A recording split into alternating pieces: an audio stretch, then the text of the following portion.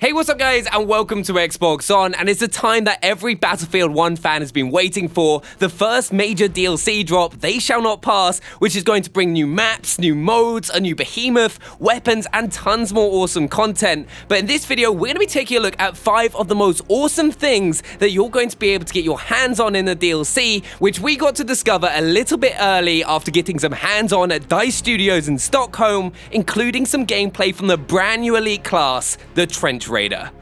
First up, we have to kick off with the brand new game mode coming to Battlefield 1 with the DLC, Frontlines. Now, this is a game mode that I've been so excited about since it first got announced, because one of my favorite things in Battlefield 1 is in operations, where you just have everyone fighting over a very small area, which creates these epic moments, and that's what Frontlines is all about. The game is a mix between Conquest and Rush. At the start of the game, you'll be fighting over a single point in the middle of the map, which is just like a normal capture point you would have in Conquest. And if you manage to take it, you'll push the enemy team to another objective point closer to their base, and you could end up getting pushed back all the way back to your base, which allows teams to have these amazing comebacks and epic matches. And once you've captured all the objective points and pushed the enemy to their base, you'll then have to destroy the final 2 comms posts to win the game. Trust me, try this mode out, it's amazing. Now, of course, one of the coolest new additions with the DLC is the addition of the brand new Trench Raider Elite class, which works in the same way as the other Elite classes in the game, such as the Flame Trooper, Tank Buster, Sentry, and so on. You'll be able to find the Trench Raider kit on the map at certain points of the game, and on Verdun Heights, where there are no vehicles, it will spawn in the Behemoth Elite class spawn, which is pretty epic.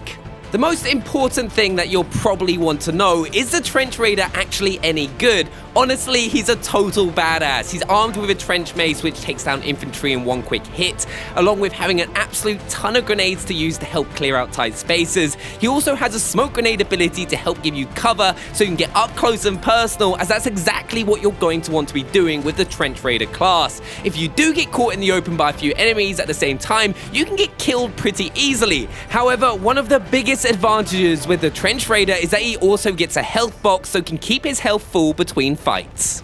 Obviously, one of the biggest additions with the DLC is 4 brand new maps based around battles that happened with the French army in World War I. First up is Verdun Heights, which is my personal favorite because, like the Argonne Forest map, it's completely vehicle free, so it's focused around infantry combat. The map looks awesome as well, with the Battle of Verdun causing huge forest fires, and it could quite possibly be my favorite map to play in the new operation, the Devil's Anvil. Then you have the close range map for the DLC, Fort de Vaux. Now, when you do manage to get your hands on this map, I would definitely recommend using a shotgun, as inside the fort it's all very tight corridors and rooms, and I found myself being able to pick up a load of kills really quickly with a brand new shotgun, the Skogan Inertia. I hope I said that right, though there is some outdoor space with a bit more open ground if you're determined to use a sniper, though I also have to say this was my favorite map for playing the new Frontlines game mode on, as the first point gets absolutely chaotic inside the fort. You then have Soissons, which is all about the vehicles. If you're playing this map, expect to get killed by a tank once or twice. If you're not in a tank, you're going to want to be trying to destroy one with the assault class. It's also a great map for sniping if that's your thing, as it's very open with really not that much cover apart from the small villagers. But in operations, the attacking team starts with 6 tanks, as it was one of the biggest tank battles in World War I. 6 tanks! And then finally, you have Rupture, which is set across the River Aisne. Once again, perfect for snipers trying to make those shots across the river or from the bridge, but will also be a map where a player that's good in a tank will have an absolute field day. Due to the openness of the map, though, the new Char-2C Behemoth tank will be a nice counter if you end up struggling. Now, those last couple of maps, you're going to come up against a lot of tanks. The Char-2C is quite possibly one of the most insane behemoths in the game, purely down to its ability to tear other tanks to absolute smithereens, with only needing 1 or 2 shots from the main cannon to make them explode. The tank also has room for 4 other players, where they can use one of the 4 heavy machine guns to help protect the tank from attack from the sides and behind, because that's one major downside about the Char-2C. It's incredibly slow and has one of the biggest turning circles you'll ever see, so make sure you plan where you're going to go before you set off.